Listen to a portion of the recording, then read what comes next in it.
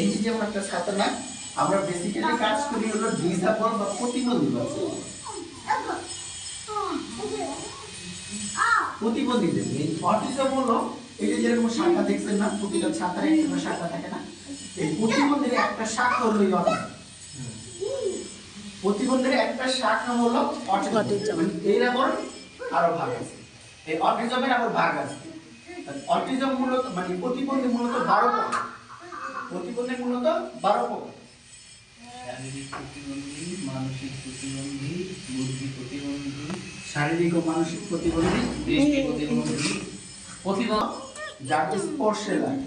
যেমন একটা মানুষ যদি অ্যাক্সিডেন্ট হয়, রোড অ্যাক্সিডেন্ট হয়, ওর কি হয়, একটা পায়ের সমস্যা, তখন আমরা কি বলি, প্রতিবন্ধী বলি, ঠিক না?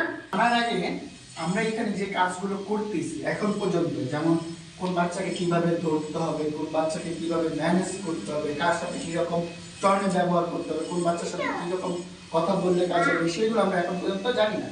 এই ক্ষেত্রে আমাদের যেমন শিক্ষক ও সর্বপ্রথম যদি আপনার বাচ্চার সাথে আপনার একটা অ্যাডজাস্টমেন্ট হয়, তখন আপনার বাচ্চাটার সাথে কাজ করবে।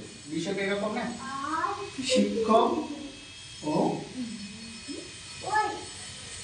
সাবজেক্ট সম্পর্ক। আমি বাংলায় সব দেখে দিব, ইংলিশে দেখতে হবে। আপনারা নোট করবেন না? দেখেন, আগে আপনাকে এই বাচ্চাটার সাথে ভিডিও করে নিয়ে যান, বাসা গিয়ে এখন এই সম্পর্ক তৈরি করার ক্ষেত্রে কি কি লাগবে? যেমন আপনার কথার টনটা লাগবে, আপনি কোন ভাবে কথা বলতেছেন। একজন শিক্ষককে কি কি গুণের গুণে নিতে হবে বলেন তো?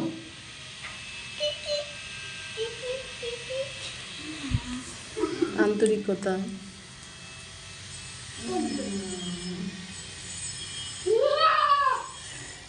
দৃঢ়তা,